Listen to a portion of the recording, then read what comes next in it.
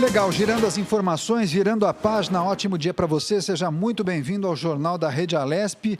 Continuamos aqui com bate-papo, com informação, atualizando tudo o que acontece aqui no Parlamento Paulista. Vamos conversar com o deputado José Américo do PT. Ele vai falar sobre o projeto de lei número 400 deste ano, 2020, que institui a Central de Informações sobre Pacientes Internados na Rede Estadual de Saúde durante a pandemia do novo coronavírus, Lília. Bom dia, deputado. Tudo bem? Seja bem-vindo ao Jornal da Rede Alesp. Bom dia, espectadores da Rede Alesp. Um abraço a todos vocês, estou à disposição. O deputado, o senhor protocolou recentemente, o projeto de lei 400 de 2020, que pretendentes institui a Central de Informações sobre Pacientes com Covid-19. O senhor poderia falar para o telespectador qual a importância dessa medida? Bem, é o seguinte, hoje nós temos um problema que é o seguinte, para que você não propague, não permita a propagação do vírus, houve uma redução, uma restrição quase total das visitas aos pacientes de Covid, né? E está absolutamente correto isso por parte da Rede de Saúde. Então, a ideia é que o paciente, ao mesmo tempo que a gente preserva a sua relação com... ao mesmo tempo que preserva a relação dele com o familiar, né? A gente encontra um jeito das pessoas terem acesso à informação dos membros da sua família, do seu filho, do seu esposo, do seu marido, do seu namorado. Então, a ideia é criar um sistema de informática, né? Na informática, uma página, né, já no portal da saúde, uma página onde a pessoa entra, ela se identifica, né, faz a qualificação do seu nome e aí ela faz perguntas, né? Faz perguntas sobre o que ela deseja saber sobre aquele paciente. E aí a saúde, né, alguém da Secretaria da Saúde passa essa informação para ela. Então é um sistema que vai funcionar, digamos assim, de forma remota. Um outro é o sistema telefônico, né? Também, né, você teria um número de telefone para o qual, na emergência, você ligaria para saber. Evidentemente, não vai ter a resposta na hora, mas você vai ter pessoas qualificadas que vão ligar, ver e vão passar para você. Então, é um sistema baseado na internet e baseado também na telefonia. Isso para fazer frente à pandemia, né? Já que você não pode permitir o contato regular entre o paciente e o seu familiar, né? Então, é esse o objetivo. E o objetivo é votar isso o mais rápido possível para ser implementado já, né? Porque a necessidade de que as pessoas tenham contato com seus parentes que estão doentes é muito grande. Então, muita gente reclamando, muita gente entende, muita gente não entende, mas de qualquer forma as pessoas precisam ter informação, né? Ainda que a preservação, o impedimento da interação física entre um e outro seja correto. Sem dúvida, inclusive porque em algumas unidades hospitalares com muitos pacientes do coronavírus, deputado, existe inclusive aquele jeitinho, né? O celular é passado para o enfermeiro que leva para o paciente para tentar falar com a família, enfim, porque há um problema na comunicação nesse período de pandemia e me parece que essa central poderia justamente solucionar ou minimizar esse problema, é ou não é? Exatamente. Foi esse o objetivo que eu tive. Eu sou da Comissão de Saúde da Assembleia, né? Eu tenho recebido muita reclamação e eu tenho conversado com as pessoas. Olha, você não pode realmente ter acesso ao seu parente, está certo, o hospital está correto. O funcionário que fez isso, que falou para você que não pode, está corretíssimo, porque o simples fato de você entrar no hospital já vai colocar você expor você ao vírus, né? Então, uma central que funcione remotamente através da internet ou do telefone pode suprir esse problema, ainda que de forma limitada, mas vai suprir esse problema. É o que é possível fazer, né, nesse momento. E a Assembleia, como você sabe, está funcionando praticamente normalmente, né? Me perdoe os dois advérbios, né? Praticamente normalmente, né? A gente está funcionando, nós fazemos sessões pelo menos uma vez por semana remotamente. fora a reunião das comissões. Então, eu vou ver se isso passa rápido pela Comissão de Saúde, pela Comissão de Constituição e Justiça, em primeiro lugar, depois pela Comissão de Saúde, e a gente possa votar essa medida, que ela é extremamente importante. Tenho falado com autoridades da saúde para ver se eles podem implementar isso independentemente do meu projeto, né? Implementa, porque isso é importante, não é alguma coisa tão difícil de fazer. Sem dúvida. Deputado, além desse projeto de lei, eu gostaria de escutar o comentário do senhor em relação ao plano de retomada das aulas, que foi, inclusive, anunciado anteontem pelo governador e o secretário estadual de Educação, Rocieli Soares. Eu gostaria de saber do senhor qual a sua avaliação em relação a essa retomada prevista para o dia 8 de setembro, deputado. Pois bem, eu sou muito cético, muito, digamos assim, tenho muitas dúvidas a respeito desse plano, né? Porque acho que nada indica que em setembro nós temos condições de colocar, ainda que seja uma parte das crianças na sala, né? Na sala de aula. Eu acho que isso é apenas uma previsão, né? O governo chama de previsão alguma coisa que é parecida com chute, né? Nada nos garante que em setembro as crianças possam entrar na sala de aula do jeito que eles estão imaginando, né? Estão imaginando que uma parte entraria, né, na sala de aula. Evidentemente é correto isso, né? Você começar com uma parte, mas nada indica que em setembro isso vai poder ocorrer. Então, significa o quê? Que em agosto, provavelmente, né, espero estar errado, né? Espero que a pandemia esteja em refluxo profundo na época, né? Já um grande refluxo, porque aí a gente, enfim, pode ver as crianças voltarem em setembro. Se bem que eu acho que, ao que tudo indica, pelo que a gente vê da evolução da curva da doença, infelizmente, as atividades vão estar retornando, né? As outras atividades vão estar indo de volta, mas tudo de forma limitada. E as crianças na sala de aula, infelizmente, você não pode ter a mesma postura que você tem em relação ao comércio, bares, etc., né? É muito mais cuidadoso, muito mais delicado colocar a criança na sala de aula. Então, eu acho que não vai ser possível em setembro. Infelizmente, não vai ser possível. O deputado, voltando a falar sobre os trabalhos, né, legislativos aqui na Assembleia, que estão sendo feitos de forma virtual, vamos falar sobre a volta dos trabalhos presenciais. Como o senhor considera essa possibilidade aqui na Assembleia Legislativa? Bem, eu acho que a gente ainda não está preparado, né? Precisamos avaliar a curva da doença. Agora que nós tivemos um retorno às atividades em São Paulo e na Grande São Paulo, e em algumas cidades do interior, então você pode ter uma tendência a um crescimento da doença, né, de novo. Ainda que um crescimento, digamos assim, que possa ser passageiro, você vai ter um crescimento. Então nós vamos precisar avaliar bastante como é que as coisas vão ficar. Talvez os próximos 10 dias sejam decisivos. Tem gente que cogitava da possibilidade de a gente voltar em agosto, né? Porque você sabe que em julho é recesso obrigatório da Assembleia. Então, a gente cogitava de voltar em agosto, tomara que dê certo, né? A Assembleia não é uma aglomeração, né? Você pode manter distância entre os deputados, tem uma série de cuidados que você pode cumprir. Então, não é a mesma coisa que você fazer, digamos assim, reunir crianças e outras coisas, certo? Mas, de todo modo, nós precisamos que haja um refluxo da doença. Na cidade de São Paulo, como você está observando, o patamar da doença, digamos assim, estaria em melhores condições que no resto do estado de São Paulo, né?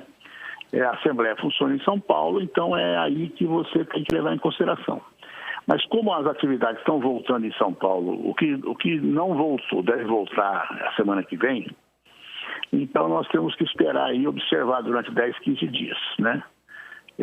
Para poder fazer a volta no mês de agosto, ou no começo, ou no meio de agosto, como os deputados estão pensando, né? Como tem muita gente pensando. Vamos ver.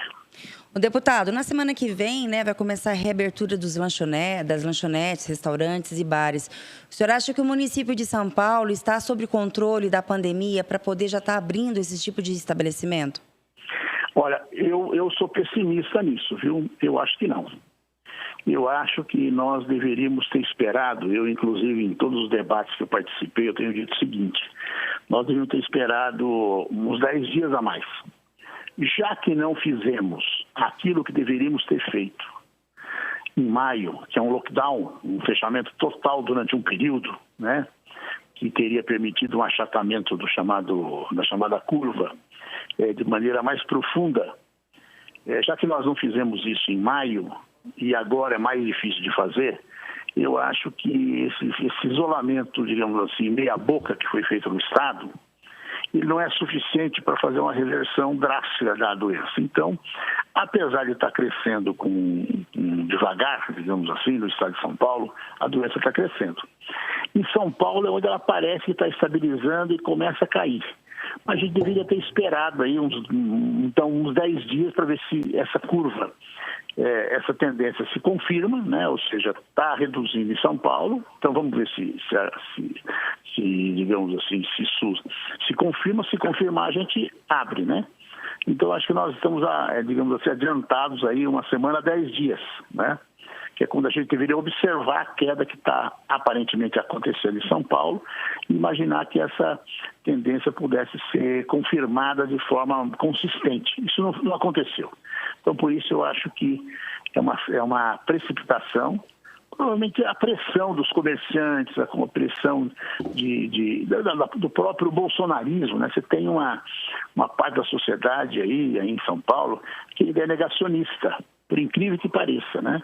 É negacionista no sentido de que não acredita muito na doença, enfim, não acredita muito na ciência, etc., né? Isso estimulado por um presidente da República irresponsável, né? Essa gente ainda faz muita pressão. E, por incrível que pareça, o nosso governador é sensível à pressão, inclusive desse lado, dessa turma, né? Então, nós estamos aí, digamos assim, adiantados no sentido negativo, né?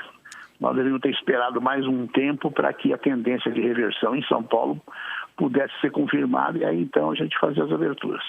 Deputado, em vários municípios, né, foi feito, já tomado essa medida, sem abrir lanchonetes, bares, restaurantes, simplesmente abrindo o comércio. E hoje eles estão regredindo e voltando ao isolamento social e fechando novamente. O senhor acredita que aqui em São Paulo a gente passa por esse perigo, por esse risco de voltar à fase anterior? Acho sim. Exatamente para evitar isto, é que eu advogo, que eu defendo que a gente deveria esperar a tendência de reversão em São Paulo, né, de queda da doença em São Paulo, se confirmar, né?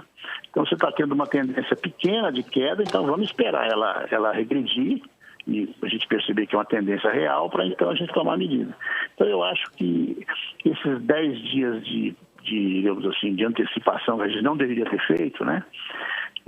Eu acho que isso pode significar que São Paulo tenha que fechar de novo, né? Não necessariamente, eu não sei, as autoridades não fizeram isso ainda, porque você pode fazer, como foi feito na China, fechamentos de distritos, fechamento de regiões, né? Não fechando toda a cidade, mas eu acho que, enfim, é possível que a gente tenha que fazer isso de novo, quer dizer, tenha que fechar de novo, né? Fazer o isolamento, digamos, mais intenso de novo, para contrarrestar um possível pico da doença que advenha a partir da abertura da quebra do isolamento em algumas áreas, como bares, restaurantes, academias, salões de beleza, etc., que é o que está sendo comentado, que também deve voltar nos próximos dias. Nós estamos conversando com o deputado estadual José Américo do PT, que além de falar de uma iniciativa dele, um projeto de lei número 400, que prevê a instalação de uma central de informações sobre pacientes internados na rede estadual de saúde durante a pandemia, também tem falado dos temas mais importantes aqui no estado de São Paulo relacionados à Covid-19. Deputado, eu tenho conversado com muitos especialistas das mais diferentes áreas e todos têm martelado na história do novo normal e de que o mundo não será mais o mesmo. Inclusive, aqui no próprio Jornal da Alesp, a gente sempre conversa com alguns especialistas de algumas áreas que eles também apontam para esse caminho. Inclusive, há pouco, nós falamos com uma especialista em carreiras que deu alguns exemplos, inclusive, de que algumas profissões talvez elas sejam alteradas no pós-pandemia justamente por conta disso. E me parece que a tecnologia vai contribuir demais para que as pessoas consigam desempenhar suas funções profissionais. Eu queria escutar do senhor o quanto o legislativo precisa identificar essas mudanças no dia a dia da população para propor mudanças e também atualizações e modernizações da legislação para esse chamado novo normal, deputado. Não, é óbvio, o legislativo tem que estar muito atento, né, a qualquer tipo de alteração. Então, por exemplo, nós vamos ter uma intensificação dos home officers, né, as pessoas trabalhando nas suas casas. Veja bem, intensificação do home office, ou seja, uma tendência que já existe na sociedade e que vai ser intensificada. Né? O delivery de comida, entrega de comida via aplicativo, também nós vamos precisar nos debruçar sobre isso. Você tem hoje milhares de pessoas trabalhando em bicicleta e moto em condições precaríssimas, ganhando pouco, trabalhando muito sem nenhum direito, etc. Então, ao mesmo tempo que você tem profissões que podem ser deixadas de lado, você tem outras que estão nascendo, né, que estão surgindo, como, por exemplo, o entregador. Eu acho que também é uma tendência que acontecia antes da pandemia. A pandemia apenas intensificou, né? Então você tem que discutir direito trabalhista dessas pessoas, tal, né? Eles vão fazer agora um movimento dia 1º, e que precisa ser muito observado e apoiado, porque eles estão levantando coisas muito corretas. Agora, de todo modo, posso falar uma coisa para vocês? Eu que sou um apaixonado por história. Sim. Estudo história como quase que um hobby. Olha, o mundo já viveu, os países, de um modo geral, e o mundo já viveu pandemias muito, digamos, piores até que a Covid, né? A gripe espanhola, melhor dizendo, a gripe americana, que se deu o nome erroneamente de espanhola. Sim. Ela matou muito mais gente proporcionalmente, né? E o Covid talvez não alcance a quantidade de pessoas que foram mortas na gripe espanhola. Quer dizer, 2, 3 anos depois a situação se regularizou, né? E não é assim. Às vezes as pessoas se assustam e acham que vai mudar demais. Não é bem desse jeito. A sociedade se adapta, é óbvio que tem coisas que não vão ser mais praticadas, tal, mas não é talvez as mudanças não sejam tão drásticas como estão imaginando. Só para você ter uma ideia, em 1917, 18, o Brasil tinha alguma coisa em torno de 40, 50 milhões de habitantes. Ou seja, 1/4 do que é hoje. Morreram 30 mil pessoas na gripe espanhola. Para que a gente, digamos assim, imaginasse a mesma coisa, seria a mesma coisa que você tivesse, sei lá, 120, 130 mil mortos agora, né? Sim. Então a gripe espanhola matou muita gente, e num tempo muito mais curto até. Então, e as coisas depois se regularizaram, se acomodaram, digamos assim, né? Então, nós temos que estar atentos, porque nós somos o legislativo do Estado de São Paulo, temos que estar muito atentos naquilo que é modificado, que nós temos que acompanhar e alterar e criar legislação para isso, mas também sem essa coisa, sem esse futurologismo muito, digamos assim, muito desconectado da realidade. Eu vou te contar um outro episódio. Olha só, em 1560, Lisboa tinha 130 mil habitantes, 1569. Lisboa tinha 120, 130 mil habitantes. Quase a metade da cidade morreu numa pandemia de peste negra, né? Numa pandemia. Houve dia em Lisboa que morreu 600 pessoas, né? Numa cidade desse tamanho. Mais da metade da população pereceu, né? Foi uma pandemia também, e depois a pandemia passou e a sociedade retomou a sua vida normal. Então, não podemos deixar de lado, não observar as mudanças, mas ao mesmo tempo não fazer excesso de futurologia como alguns fazem por aí, né? O deputado, o senhor acabou de falar que é amante da leitura e de história, né? Hoje é sexta-feira, dá uma indicação de leitura, então, para o telespectador que está nos assistindo, para a gente poder passar o final de semana com esse friozinho e aprendendo também, né? Vamos aproveitar essa oportunidade. Eu não tenho lido nada sobre... Eu leio história, né? História e historiografia, né? Eu acho que uma coisa muito boa que as pessoas podiam ler nesse final de semana seria o livro Escravidão, que é capítulo 1, né? Aliás, o livro número 1, vai ser uma trilogia, o Escravidão, que é feito pelo jornalista e escritor Laurentino Gomes, que é extraordinário, né? Sobre a escravidão no Brasil, etc., e em Portugal, né? Porque para muita gente não havia escravidão em Portugal, né? O Laurentino mostra que havia escravidão em Portugal. É um livro de história, mas fabuloso, fácil de ler, porque é um livro que você... feito por um jornalista que é um mestre na arte de contar as coisas, né? Então, Laurentino Gomes, Escravidão. Legal, anotado aqui, hein, deputado? Anotado. Deputado, a gente quer agradecer demais a sua participação, é sempre um papo muito interessante, entrevista com informação, pitadas históricas. O deputado José Américo é um grande comunicador, viu, Lília? Bastante. Verdade. Vou comprar esse livro, eu vou ler. Com certeza. Com certeza. Pode ler que você vai gostar muito. Vou comprar os 3 ainda, deputado. Uma visão diferente de alguns personagens, né? Sim, sim. É muito legal, você vai ver como é que a sociedade brasileira e a sociedade dos países colonizados por Portugal, como que ela se estruturou, né? Então, de repente, você vai começar a entender algumas coisas que hoje a gente não entende, talvez, do Brasil. E é um estudo maravilhoso, ele vai fazer 3 volumes, o primeiro está aí, né? E depois vamos ver o segundo e o terceiro que ele está escrevendo. Muito bom. Obrigado, deputado. Um grande abraço para o senhor. Parabéns mais uma vez. E boa sorte para vocês. Ótimo final de semana para vocês e para os telespectadores da nossa TV Alesp. Obrigada, deputado. Obrigada.